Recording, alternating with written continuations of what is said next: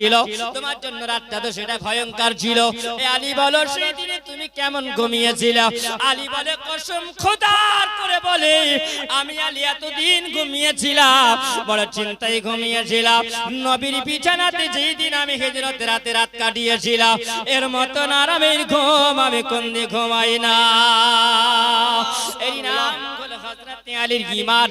এ মুসলমান আমার খাজা পাক তিনি বলেন ও গো গৌরী রহমাতুল্লাহি আলাইহি আমি হিন্দুস্তানের মাটিতে যাব, আমার নবী পাক দো জাহানের বাদশা কালী কামলি বালাকা রাহমাতাল লিল আলামিন আমার নবী আমাকে হুকুম করেছে, আমার মদিনাতুল মুনাওয়ারার দয়ার নবী আমাকে ডিউটি আমাকে দিয়েছে কোন মানুষ মাইনুদ্দিনের ক্ষতি করতে পারবে না।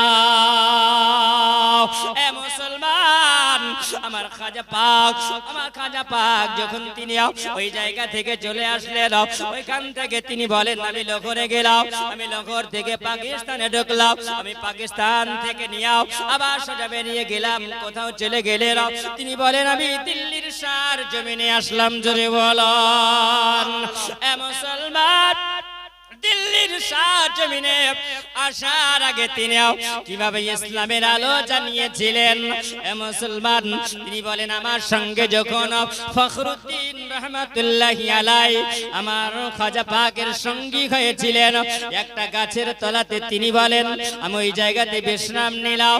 আর বিশ্রাম নেবার পরে দেখি ওই সময়তে দেখা গেল আমার খাজা পাক তিনি বলেন আমি রোজা অবস্থায় ছিলাম, আমি যখন রোজা অবস্থাতে ছিলাম ওই জায়গাতে বসলাম, হঠাৎ করে দেখা গেল সারাদিন চলে যাওয়ার পরে সন্ধ্যাবেলা আমি গাছের নিকটে যখন বসলাম আমি বললাম ও বেটা ফখরুদ্দিন, ও বেটা সন্ধ্যা হয়ে আসলো, আমরা রোজা আছি, কিছুটা আমাদের ইফতার করতে হবে, তার জন্য বেটা একটু রুটি বানাতে হবে। আর রুটি বানাতে গেলে আগুনের প্রয়োজন আছে না নাই? আগুনের প্রয়োজন আছে না নাই? তিনি বলেন আমি যখন রুটির কথা বলা হলো ফখরুদ্দিন বলেন বলে হুজুর গো আমরা তো এই জায়গাতে আছি, এখন এই জায়গাতে আগুনের প্রয়োজন আছে। তিনি বলছেন দেখতে পাওয়া যায়, দেখো এই জায়গায় কিছুটা আঙ্গার দেখতে পাওয়া যায়, আগুনের চারাক দেখতে পাওয়া যায়, ওই জায়গায় দেখা গেল লকড়ি জ্বালিয়ে আগুন দিয়ে তারা ওই জায়গাতে চতুর্দিকে ঘিরে তারা নমো নমো করে ওই জায়গাতে তারা আগুনের পূজা করে। আমার খাজা পাক যখন বললেন ও বেটা ফখরুদ্দিন যাও ওইখান থেকে তুমি আগুন নিয়ে এসো, আমার খাজা পাক যখন বললেন তিনি ওই জায়গায় পানি নিয়ে আগুন নেওয়ার জন্য যখন তিনি গেলেন, যাওয়ার পরে বললেন বলে বাবা তোমরা আমাদেরকে একটু আগুন দিয়ে দাও, একটু আগুন দিয়ে দাও। তখন ওইখান থেকে একজন পুরোহিত তিনি বলছেন তুমি কে ফকির, তোমাকে তো আমি চিনি না। বলছেন আমাকে তোমাকে চিনতে হবে না, আমি ওই জায়গায় গাছতলায় দেখতে পাও একজন আল্লাহর ওলি তিনি বসে আরাম করেন। জোরে বলুন সুবহানাল্লাহ। আল্লাহর ওলি তিনি বসে আছেন। উনি যখন আগুন চাইলেন আগুন দেওয়া হলো না। ফখরুদ্দিন রহমাতুল্লাহি আলাইহি আমার খাজা পাকের কাছে আসার পরে বলছেন হুজুর গো আমি ওই জায়গাতে পানি নেওয়ার জন্য আমি আগুন নেওয়ার জন্য গেলাম, কিন্তু ওরা যে আগুনের পূজা করে ওরা আগুন দেয় না। আমার খাজা পাক তিনি মেজাজটাকে নিয়ে তিনি এমন ভাবে চোখটাকে রাঙিয়ে তিনি আঙ্গুরের আঙ্গারের কাছে আসার পরে তিনি এমন ভাবে দাঁড়িয়ে যাওয়ার পরে বলছেন ও বাবা বলো তোমরা আগুনের তোমরা এই জায়গায় আগুনগুলোকে জ্বালিয়ে তোমরা গোল করে ঘিরে নিয়ে তোমরা কি করো? তখন বলছেন প্রহিত বাবা বলে আমরা এই জায়গাতে আগুনের আমরা পূজা করি, কারণ আগুন হলো আমাদের খোদা। আমার খাজা পাক বলছেন এটা তো আগুন খোদা হতে পারে না, কারণ আগুনের খোদা হলেন যিনি হলেন আমার আল্লাহ। জোরে বলুন সুবহানাল্লাহ। এ মুসলমান আপনি আমি কবে চেতন হব বলো? আল্লাহ পাক রব্বুল আলামিন বলেন বান্দা বান্দিরা শোনো, আমি আল্লাহ পাক যা কিছু আমি আল্লাহ সৃষ্টি করেছি আমি আল্লাহ সবই হলো আল্লাহ পাকের নিয়ামত। কারণ আপনি বলবেন মুসলমান বলো আল্লাহ পাক রব্বুল আলামিন আপনাকে আমাকে আল্লাহ পাক সৃষ্টি করেছেন, আমরা এই যে জমিনে আছি জমিনটা কার? জোরে বলবেন জমিনটা কার? যিনি জমিন বিছিয়েছেন কে বিছিয়েছেন বলেন? জোরে বলেন। আল্লাহ পাক বলেন আলাম নাজআলিল আরদা মিহাদা। এ বান্দা বান্দিরা আমি তোমাদের জন্য এত সুন্দর করে জমিনটাকে আমি আল্লাহ বিছিয়ে দিয়েছি, আমি আল্লাহ চাদরের মতন করে আমি আল্লাহ বিছিয়ে দিয়েছি। এ বান্দা বান্দিরা তোমরা চলাফেরা করবে যাতে করে তোমাদের চলাফেরা করতে অসুবিধাটা না হয়। আমি আল্লাহ একটা জমিন বানাই নাও, আমি আল্লাহ এইরকম তোমরা যে জমিন দেখতে পাও আমি আল্লাহ 7টা জমিন আমি আল্লাহ বানিয়েছি। জোরে বলুন সুবহানাল্লাহ।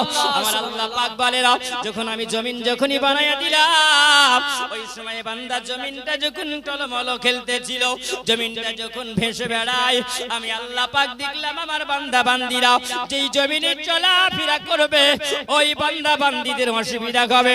আমি আল্লাহ পাক বললাম আল জিবালু আতাদা, আমি আল্লাহ জমিনের উপরে বড় বড় পাহাড় গুলোকে চাপিয়ে দেওয়ার পরে আমি আল্লাহ পেরেক মেরে আমি আল্লাহ রেখে দিয়েছি। জোরে বলো এ মুসলমান, আল্লাহ পাকের নিয়ামতের তুমি যদি আলোচনা করো শেষ করতে তুমি পারবে না।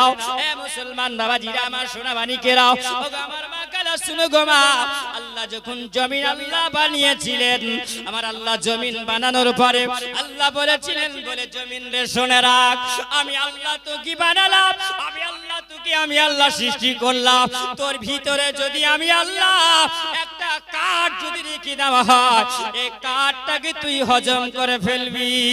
জোরে বলেন সুবহানাল্লাহ। হজম করে না বাপ, হজম করে নাই।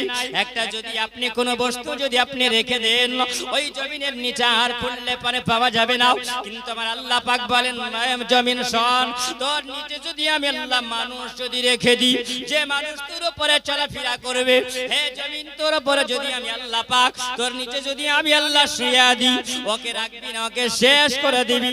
শেষ করে না কিন্তু মুসলমান শোনো, কয়েকটা দেহ নষ্ট খাই না। এক নম্বরে হলো আম্বিয়াগণের দেহ নষ্ট খাই না। জোরে বলেন সুবহানাল্লাহ। আম্বিয়াগণের দেহ নষ্ট খাবে না।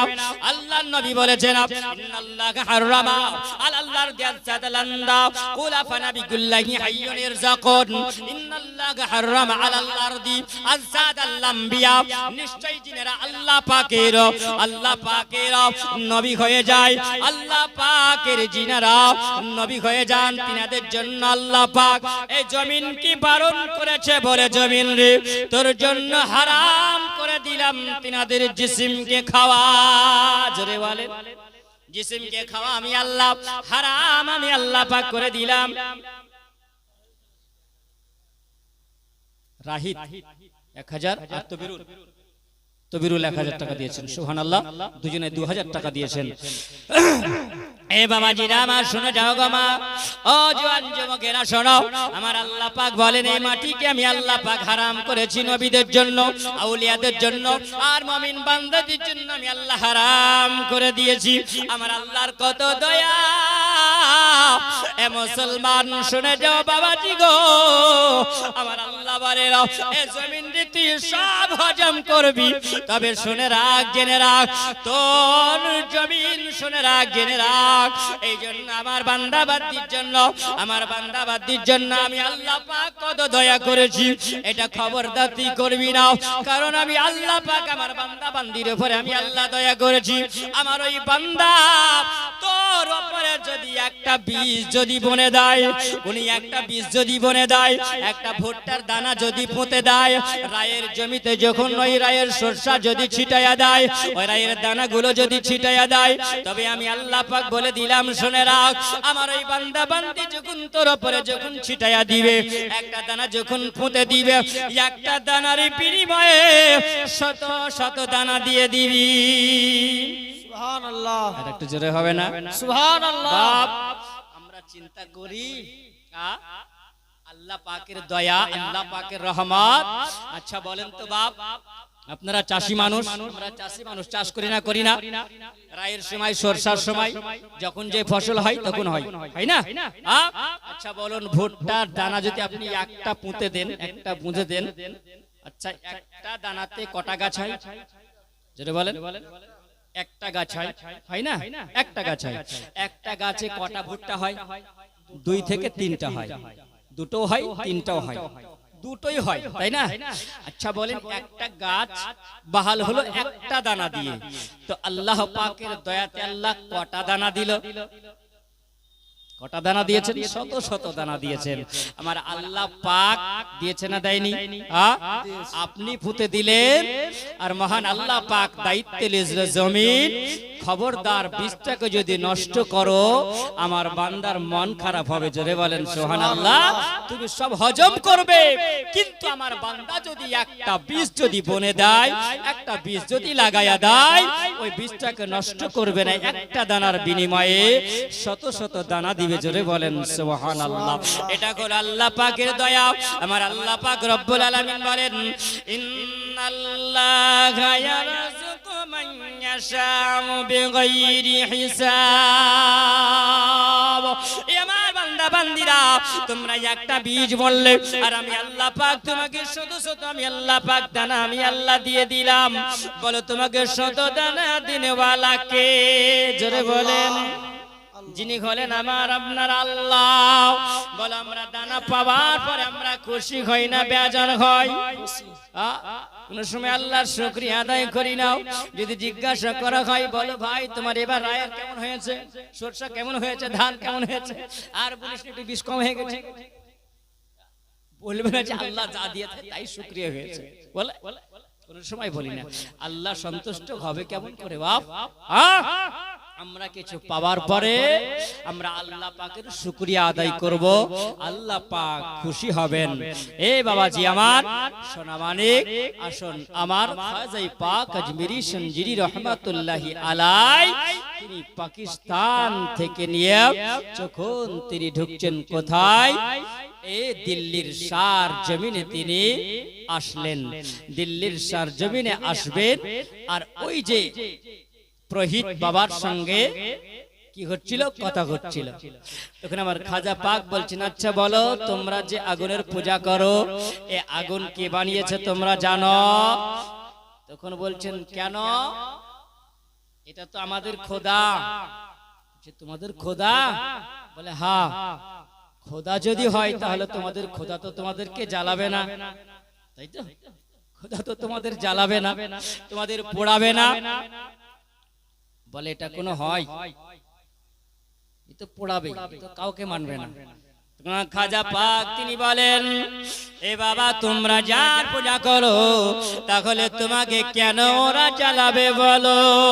যিনি আমার খোদা তিনি হলেন আমার আল্লাহ, যিনি সারা কোল কায়নাত আল্লাহ বানিয়েছে। জোরে বলুন সুবহানাল্লাহ। তিনি যে তোমরা আগুনের পূজা করো, ইনি হলেন আগুনের খোদা, যিনি হলেন আমার আল্লাহ। বলো সূর্য বানিয়েছে কে? সূর্য বানিয়েছেন আমার আল্লাহ। জোরে বলেন সুবহানাল্লাহ। আর শামসু আল কমার বিহুসবান, আমার আল্লাহ পাক চন্দ্র আল্লাহ বানিয়েছে, আমার আল্লাহ পাক সূর্য বানিয়েছে, আল্লাহ পাক চন্দ্র বানিয়েছে, আল্লাহ নক্ষত্র আল্লাহ পাক বানিয়েছে। নিজের আপন আপন স্থানে তারা আল্লাহর হুকুমে চলে। জোরে বলেন সুবহানাল্লাহ। আমার আল্লাহ পাক যিনি হলেন আল্লাহ পাক যিনি হলেন রাত আল্লাহ বানিয়েছে, আল্লাহ দিন বানিয়েছে। রাতকে আল্লাহ করেছেন মানুষের আরামের জন্য, আর আল্লাহ দিনকে করেছে মানুষের কর্মের জন্য। জোরে বলুন সুবহানাল্লাহ। এ মুসলমান, আমার খাজা পাক তিনি বলেন, আমি ওই সময়তে জিজ্ঞাসা করলাম, তোমরা যার পূজা করো, যাকে তোমরা খোদা বলে মানো, একে খোদা বলে মানা যাবে না। তিনি বলছেন তুমি কে? তোমাকে চিনি না। বলছেন আমি গোলাম, একজন আল্লাহর গোলাম। জোরে বলুন আমি গোলাম, একজন আল্লাহর গোলাম। ওই সময় বলছে বাবা তোমার সঙ্গে তর্ক করা যাবে না, তবে শুনে যাও, তোমরা একটু আমাকে আগুন দাও। বলে না আগুন দেওয়া হবে না, কারণ আমরা এখান থেকে আগুন দিতে পারবো না। যাকে আমরা মান্ডাক ধরিয়ে দেওয়ার পরে আমরা গোল করে ঘিরে নিয়ে আমরা পূজা করতে আছি, যাকে আমরা খোদা বলে মানি, একে আমরা খোদা বলে মানি, এখান থেকে আগুন দেওয়া যাবে না। আমার খাজা পাক বলে আগুন দিব, তবে আগুন যদি না দেন তাহলে কি হবে? এ মুসলমান, আমার খাজা পাক তিনি বলতে আছেন, তবে একটা শর্ত তিনাকে দেওয়া হলো। এ খাজা পাক তিনি বলছেন, তোমাদের কেমন খোদা তোমাদেরকে জ্বালাবে, আর আমার খোদা যিনি আছেন তিনি আমাকে আগুন থেকে বাঁচাবেন। জোরে বলুন সুবহানাল্লাহ। এ মুসলমান, আমার খাজা পাক তিনাকে বলা হলো, তোমার আল্লাহ যদি সত্যি হয় তাহলে তুমি এই জায়গায় দেখাতে হবে কিছু আমার ওলিদের জন্য। সুবহানাল্লাহ। কারামত ওই সমাতে আমার খাজা পাক তিনি বললেন, ওই চট করে জানি এক প্রহিত বাবার কোলে একটা ছোট্ট বাচ্চা ছিল, বাচ্চাটাকে নিয়ে আমার খাজা ওই সময় যেন বুকের সঙ্গে জড়িয়ে ধরে আমার খাজা পাক আগুনে ঢুকে গেলেন। জোরে বলুন এ মুসলমান, আমার খাজা পাক যেমনি আগুনে ঢুকে গেলেন সঙ্গে সঙ্গে প্রহিত চিৎকার চেঁচামেচি করতে আরম্ভ করলো না, কি কোথায় আছো তোমরা, দৌড়ে এসো।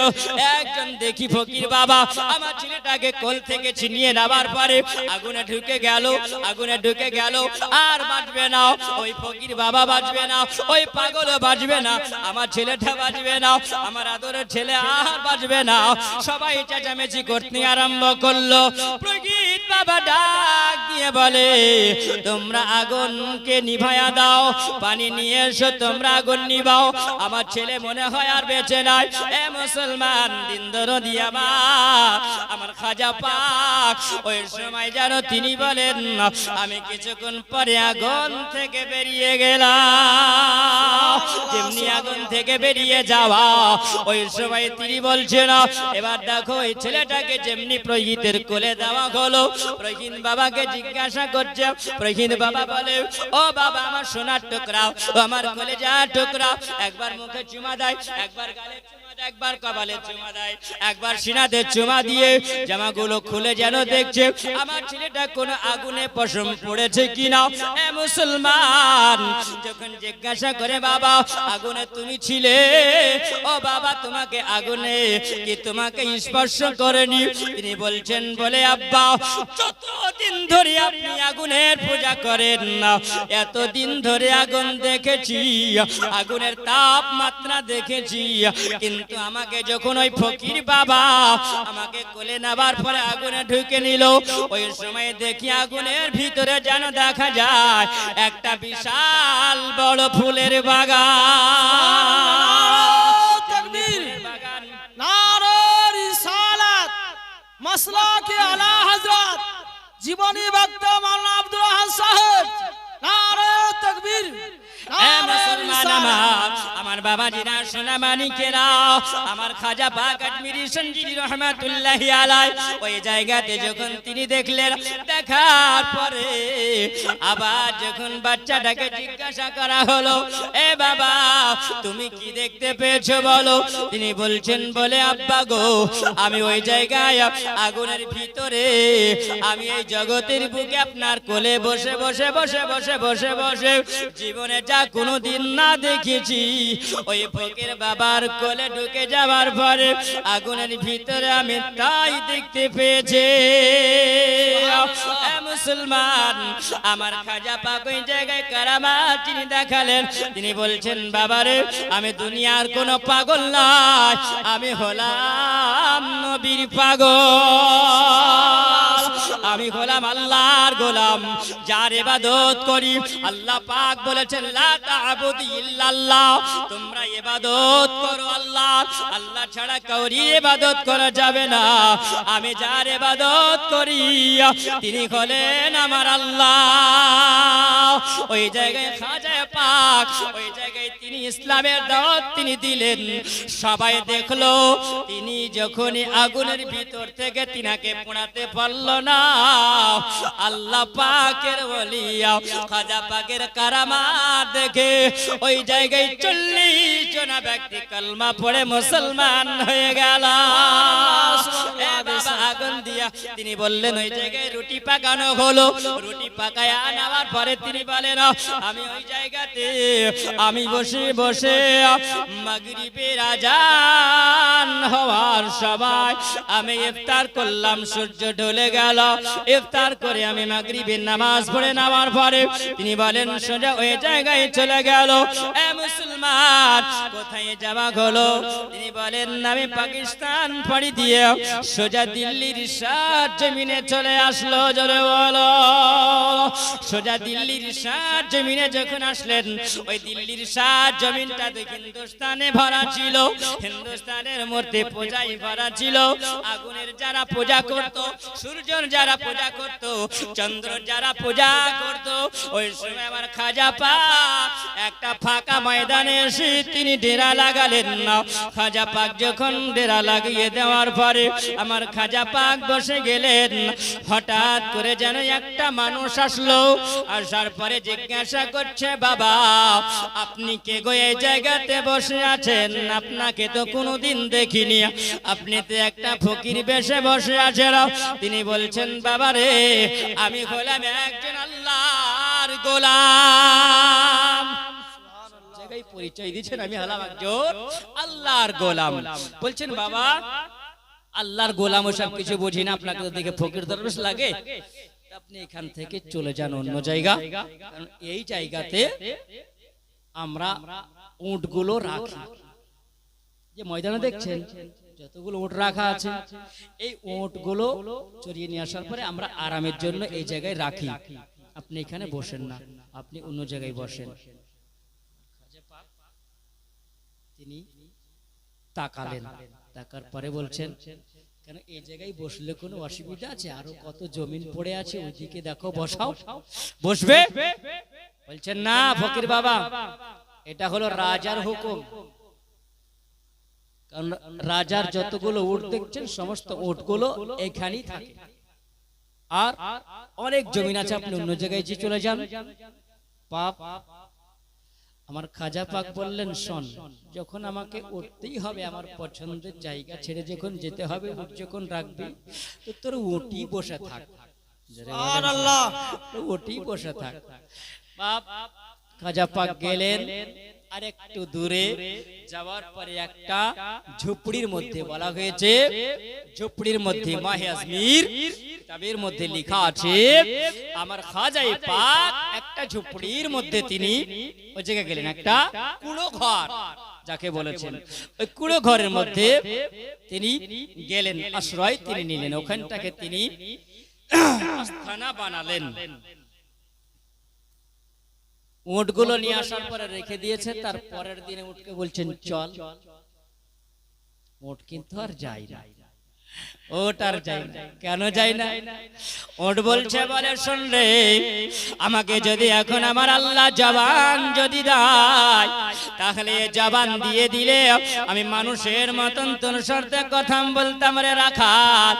এ রাখাত, তুমি যার হুকুম তুমি মানো, সে হলো একজন রাজা, আর সে রাজাজি হলো সূর্যের পূজা করনেওয়ালা। যে সূর্যকে আল্লাহ বানিয়েছে, জোরে বলেন সুবহানাল্লাহ। যে আগুনের পূজা করে রাজা, ওই আগুনের পূজা করে ওই রাজা, ওই রাজার হুকুমে তুমি আমাকে এই জায়গায় নিয়ে এসেছো, মাঠে ময়দানে আমাকে চড়াতে নিয়ে এসেছো। কিন্তু এই জায়গাতে কে ছিল তুমি জানো না? যিনি হলেন একজন আত্মায়ে রাসূল, যিনি হলেন একজন আল্লাহর ওলি, যিনি হলেন খাজা পাক আজমিরি সঞ্জিনী রহমাতুল্লাহি আলাইহি, যিনি হলেন আল্লাহর একজন জবরদস্ত ওলি। আর আল্লাহর ওলি যেই জায়গাতে আমাকে বসার জন্য হুকুম দিয়েছে, আল্লাহর ওলি যদি আমাকে উঠতে বলে তবে উঠবো, যাব না। জোরে বলুন সুবহানাল্লাহ। এ মুসলমান এত চেষ্টা করলো, কিন্তু রাখাল বলে আমি ওট উঠাতে পারলাম না। খবরটা কোথায় গেল? ওই পৃথ্বী রাজার কাছে চলে গেল। পৃথ্বী রাজা বলে ওই সময় রাখাল যাওয়ার পরে বলছেন বলে রাজা গো, এমন একটা ঘটনা ঘটে গেছে, আপনার এই জমিনে যে এমন একজন ফকির বাবা এসেছে, ওই মানুষটা যে ফকির রূপে নিয়ে এসেছে, ওই মানুষটাকে দেখে বড় ভয়ঙ্কর লাগে। বলে কেন? এই জন্য কালকে ঢুকেছে, আর ওই জায়গাতে একটা গাছটানাই বসেছিল। আমি বললাম বাবা আপনি কি? আপনাকে তো আমি চিনি না, তবে শুনুন আপনি যেখানে বসে আছেন এই জায়গায় আপনার বসা বসার জায়গা নয়, এই জায়গাটা হলো ওই যে রাজার উট রাখার এই জায়গা, আপনি অন্য জায়গায় চলে যান। ওই ফকির বাবা বলেছিল এই জায়গা থেকে বাবা রে, ওই সময় বলে উটের জায়গাতে উড়ি বসে থাকবে। হঠাৎ করে দেখা গেল ওই যে উট উঠে না। পৃথ্বী রাজা বলেন আমার একটা কথা মনে পড়ে গেল। কি কথা মনে পড়লো? হঠাৎ করে রাত্রি বেলাতে যেন ওই জায়গাতে বিবি বলেছিলেন না, রাজাকে বলেছিলেন বলে গো রাজা, ওগো আমার মাথার তাজ মাথার মুকুট আপনি এই সময় শুনুন। নারে তাকবীর, নারে রিসালাত, মাসলাকে আলা হযরত মাওলানা মুহাম্মদ শাকির হোসেন চতুর্বেদী সাহেব। নারে তাকবীর, নারে রিসালাত। সুবহানাল্লাহ। একের পর এক চলে আসবে। ইনি হলেন শেষ বক্তা আমাদের বাপ। সুবহানাল্লাহ। তো ওই রাজা পৃথ্বীরাজ, তার স্ত্রী বলেছিল, তার স্ত্রী বড় জ্ঞানী ছিল, স্বপ্নের খবর কিছু বলে দিতে পারত, স্বপ্নের খবর কিছু বলে দিতে পারত। বাপ স্বপ্নের খবর বলে দিয়েছে। কি স্বপ্নের খবরটা বলেছেন? সুবহানাল্লাহ। একবার দুরূদে পাবেন আল্লাহুম্মা সাল্লি আলা সাইয়্যিদিনা মাওলানা মুহাম্মদ সাল্লাল্লাহু আলা মুহাম্মাদিন সাল্লাল্লাহু আলা মুহাম্মদ হরদম জবান सने काला पाक नामे मोहम्मद हरदम जबान सने काला शफियाना मोहम्मद सल्लल्लाहु ताला अलैहि वसल्लम। अब अल्लाह पाकेर कुरान থেকে আতে কারিমা পড়েছিলাম, আলা ইন্না ওয়ালিয়াল্লাহি লা খাউফুন আলাইহিম ওয়া লা হুম ইয়াহজানুন। যিনারা আল্লাহর ওলি হয়ে যায় তিনাদের ইহ জগৎ ভয় থাকে না, পর জগৎ ভয় থাকে না। আল্লাহর ওলি থেকে সাবধান। আচ্ছা বলেন তাহলে তরজমাটা ভুল হবে না? হবে না? লা মানে হচ্ছে নেই, তাই না? আলা ইন্না ওলিয়া বাপ, আলা মানে হচ্ছে সাবধান। আলা মানে সাবধান। আলা দুই প্রকারের হয়, এক আইন, ইয়া লাম। এ আলা আর আলিফ লাম, এ আলা। এ আলার দুই মানে হয় বাপ। সুবহানাল্লাহ, লম্বা করব না। বলছেন ওলি থেকে সাবধান, আলা সাবধান। তাহলে আমরা চিন্তা করি ওলি থেকেই সাবধান বলে না। শোনো, দেখবেন একটা পোলে লেখা থাকে, লেখা থাকে না ডেঞ্জার, সাবধান। ইংলিশে লেখা থাকে ডেঞ্জার আর সাবধান। তার মানে কি বলছেন? তুমি যদি ওখানে হাত দাও তো তুমি পটল তুলবে, মানে তুমি শেষ হবা। তার জন্য কি বলে? সাবধান। কিন্তু আল্লাহর ওলির কাছে যদি যেতে হয় দিলকে সামাল দিয়ে যেতে হবে। জোরে বলেন, দিলকে সামাল দিয়ে যেতে হবে। আর ওলামাকে পাশ যাও, ওলামার সঙ্গে কথা বলো, তো জবান संभाल के কথা তোমাকে বলতে হবে। আর ওলিকে পাশ যাও, তো ওলির কাছে গেলে আপনাকে অন্তরটা সামাল দিয়ে যেতে হবে। যদি দিক হয় যে তোমার জীবন শেষ হয়ে যাবে। বাপ জামাত, আল্লাহ পাক রব্বুল আলামিন বলেন কুনু মাআস সাদিকিন। আর তোমরা সত্যবাদীর সঙ্গ তোমরা লাভ করো, আল্লাহকে ভয় করো। যাই হোক, আমার পৃথ্বীরাজের স্ত্রী তার বিবি স্বপ্ন জগতে বলেছিল একটা কথা, শোনো এই হিন্দুস্তানের জমিনে এমন একজন ফকির আসবে, আর এই ফকির আসার পরে একটা নতুন ধর্ম চালু করবে। বাপ আরো কথা বলেছিল, ইনশাআল্লাহ